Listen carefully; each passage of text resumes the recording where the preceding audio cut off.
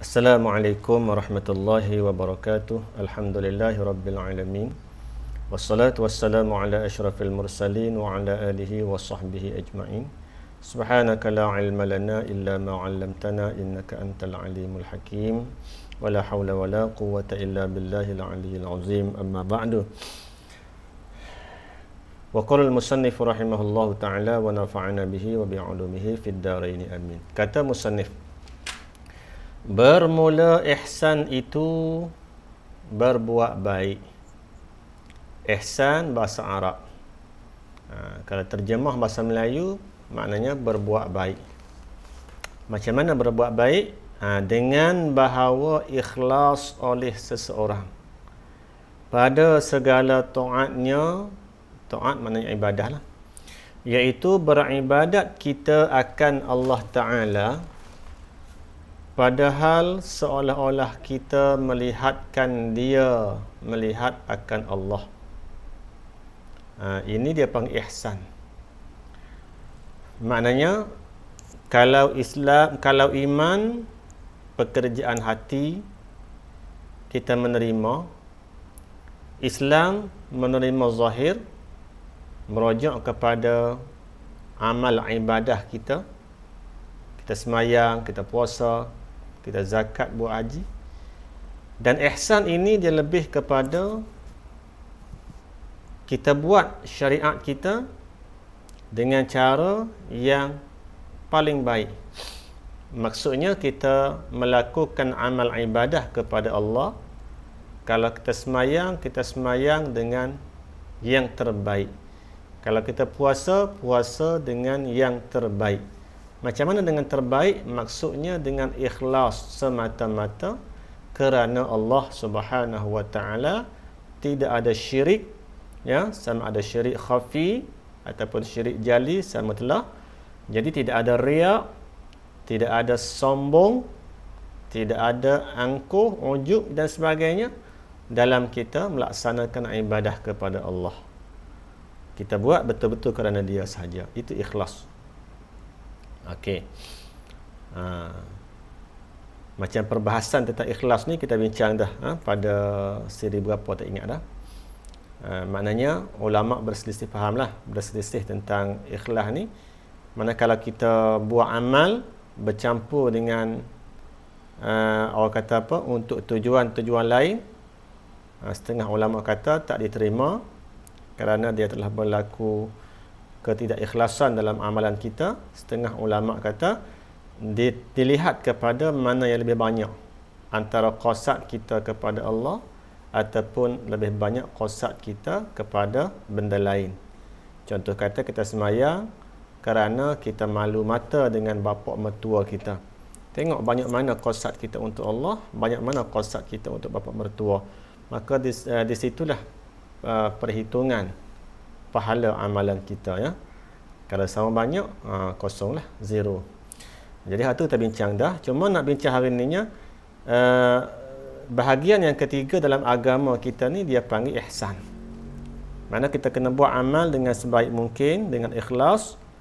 Tidak ada kerana yang lain, hanya kerana Allah. Kalau boleh kita cuba memadamkan qasad dan tumpuan hati kita kepada selain daripada Allah, insya-Allah maka ibadah kita itu adalah ibadah yang terbaik. Inilah yang dipanggil ihsan. Macam mana cara dia? Maka dia berpandukan hadis Nabi, anta'budallaha ka'annaka tarah fa in lam takun tarah fa innahu yaraka. Itu hadis Nabi.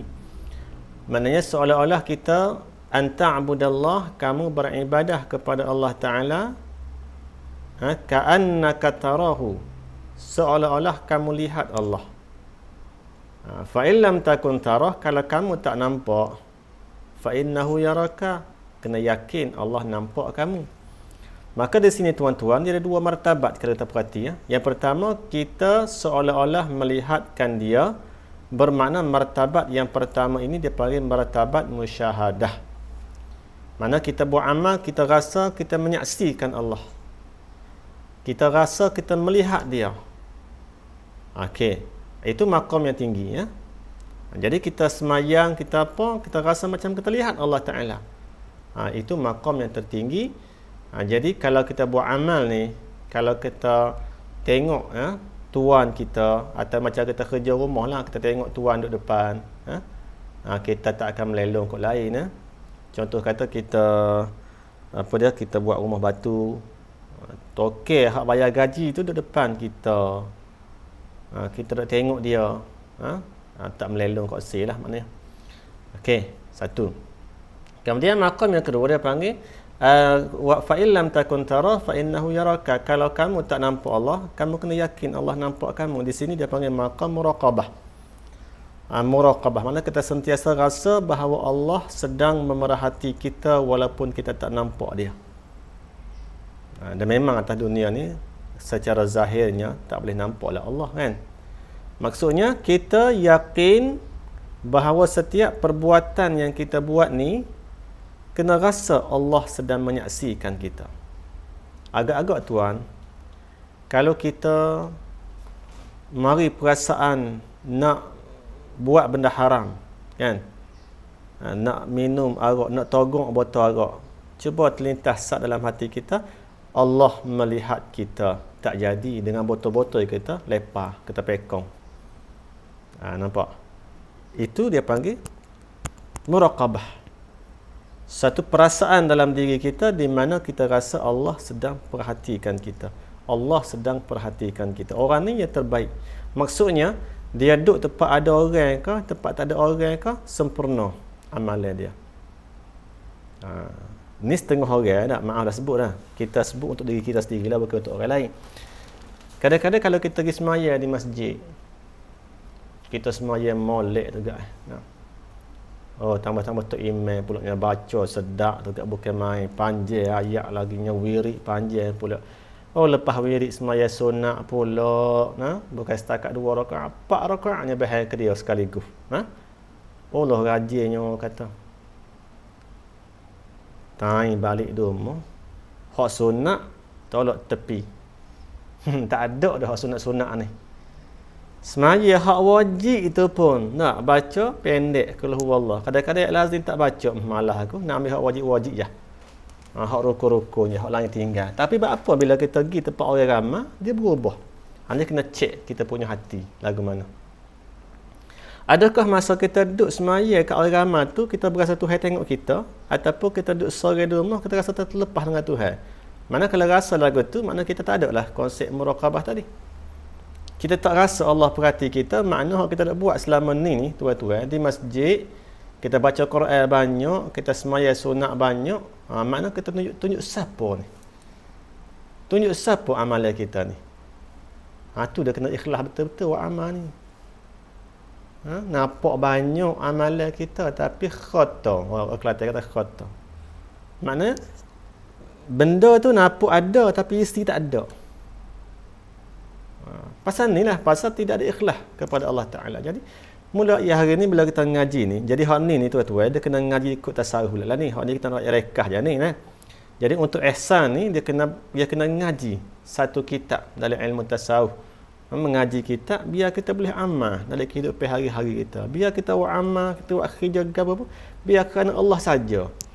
Jangan ada kerana orang lain. Jadi, kalau betul-betul lah kita ada ihsan dalam diri kita, tak timbul dah masalah kita ni nak buat benda tak comel di belakang orang. Tak timbul masalah kita ni melakukan maksiat kepada Allah Ta'ala kerana kita malu mata kepada Allah Subhanahu Wa Ta'ala. Dan sepatutnya lagu tu lah. Sepatutnya kita kena malu kepada Allah melebihi malu kita daripada manusia. Sebab manusia ni kita tinggal dah, sikit lagi tak sakut paut dengan dia dah, tapi Allah Ta'ala ni kita nak jumpa dia pula esok. Maka alangkah kita kena malunya kepada Allah lebih daripada kita malu kepada makhluk dia.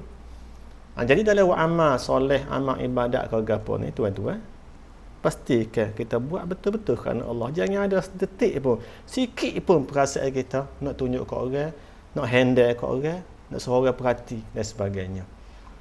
Jadi gitulah, nak comel tu kena ada ihsan.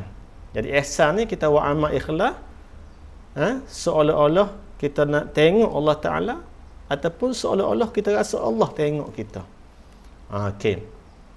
maka malu kita pada ketika itu. Bila ada perasaan musyahadah dengan muraqabah ni, ataupun salah satunya, maka malu kita pada ketika itu bahawa lalai kita dalam ibadatnya.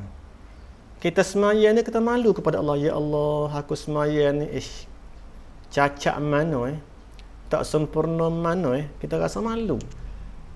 Malu sangat. Mana kita ngaji tambah lagi biar kita buat molek kepada Allah Taala. Okey. Dan ihsan ini syarat bagi sempurna Islam. Nak comel lagi Islam dan iman kita kena ada ihsan. Maka tiada sempurna keduanya, yakni Islam dan iman, melainkan dengan adanya ihsan. Dengan adanya ihsan tadi. Maka tuan-tuan sekalian, rekah katanya agama kita ni dia kena tegak atas 3 perkara ni. Dia akan lengkap dengan 3 perkara ni. Jadi tuan-tuan perhati molek hak ni. Maknanya nombor 1 duduk sini. Hak ni kita panggil awwaluddin ni. Awwaluddin ma'rifatullah Awal-awal agama kena kenal Allah. Makna nombor 1 duduk di usuluddin, duduk di iman kita ni. Tak cukup dengan usuluddin, kita kena mengaji tambah pula furu'uddin, bahagian syariat. Belajar bab fiqh, reti halal haram, reti bab semaya, bab puasa, bab apa. Tak mada 2 perkara ni, nak comel lagi kena tambah dengan ihsanuddin ataupun dengan tasawuf. Jadi tasawuf ni tiap-tiap orang kena ngaji ilmu tasawuf. Sebab nak comel hati kita ni. Ni jadi dalam tumpuan kita tuan-tuan, zaman lah ni kau zaman bila kau ikutlah. Tumpuan kita bila kita belajar, kita kena tumpu atas 3 perkara benda ni. Jadi zaman hari ni orang tak cara mana 3 perkara ni, untuk cara kau ilmu-ilmu teknologi, ilmu sains. Ya, kita tak nafi hak tu penting juga, tapi hak tu bersifat duniawi. Bila kita mati tinggal tak apa dah. Tapi hak ni tuan-tuan nak bawa siapa kau seksa ni di hari akhirat. Maka saya cadangkan tuan-tuan untuk usuluddin ni ngaji kitab. Supaya kita ngaji hari ni lah. Dia panggil kitab Faridatul Faraid sebagai contoh. Untuk furu'uddin ni, untuk Islam syariah kita ni kena ngaji kitab fiqh. Ngajilah kitab gapo dia? Iqna' ke? Hak bab semaya musalli ke gapo? Ngaji kitab-kitab fiqh. Nadah. Istilah orang pondok kata nadah. Kita kena nadah kitab. Kita pergi sejik ni tuan-tuan, dengan kuliah ni cari hak boleh nadah. Cari hak tok guru ngajar kitab. Hak ceramah boleh ceramah belakang. Hak tu tidak penting sangat bagi kita. Hak kita pentingnya cari ilmu, hak kita boleh tadah dengan tok guru, hak kita boleh dobit kitab dengan tok guru. Pergi cari di surau balasah masjid ke pondok ke mana ke, kena ngaji usuluddin, kena ngaji syariat, kitab fiqh, dan kena ngaji juga ilmu tasawuf, biar hidup kita ni lengkap sempurna. Jadi ada 3 perkara ni, maknanya kita ni seimbang lah. Dia bukan kata kena ngaji lepas selesai, jangan silap faham lah. Bila kita kata awwaluddin ma'rifatullah, awal agama kena Allah, kena ngaji usuluddin dulu perhabis. Tak. Mana kita boleh buat serentak. Mana awwaluddin tu bukan awal agama, maknanya benda yang paling penting dalam agama. Mana kita ngaji usuluddin, kita ngaji kaitan di samping itu fiqh, kita ngaji kaitan di samping itu ilmu tasawuf. Sebab apa tuan-tuan? Sebab 3 ilmu ni adalah memberi kesempurnaan kepada agama kita. Tak cukup 1 daripada 3 ni, mana tak sempurna agama kita. Cuma kunci agama duduk di usuluddin, tapi tak sempurna agama hanya semata usuluddin, kena tambah dengan furu'uddin, dengan ihsanuddin. Sebab itulah Imam Malik radhiyallahu anhu, Imam Malik bin Anas rahmatullahi taala alaih, dia kata gimana? Dia kata man tafaqqaha. Ni kalau tengah ngaji hikam, dia ada sebut ni di muqaddimah dia. Yaqulul Imam Malik rahimahullahu taala, man tafaqqaha wa lam yatasawwaf. Dia kata man tafaqqaha, siapa yang ada fiqh, siapa yang mahir ilmu fiqh, walam yatasawwaf, tapi dia tak belajar, tak reti ilmu tasawuf. Fiqh dia ada, tasawuf dia tak ada. Faqad tafassaqa, orang ni dia boleh jatuh kepada fasik. Sebab apa tu? Sebab dia dia belajar ilmu fiqh tapi tasawuf tak ada dalam diri dia. Dia buat amal tidak tulen kepada Allah, boleh jatuh pada fasik. Wa man tasawwafa wa lam yatafaqqah faqad tazandaqa. Siapa yang bertasawuf tetapi tidak ada fiqh, dia bukan orang yang faqih, maka dia kafir zindik. Teruk lagi ni. Wa man jama'a bainahuma, siapa yang boleh menghimpunkan antara fiqh dengan tasawuf dan ngaji belaka termasuk usuluddin yang asas tu, faqad tahaqqaqa, maka dia telah, orang kata cerak, dia telah benar, dia telah sempurna, dia telah lengkap kehidupan dia.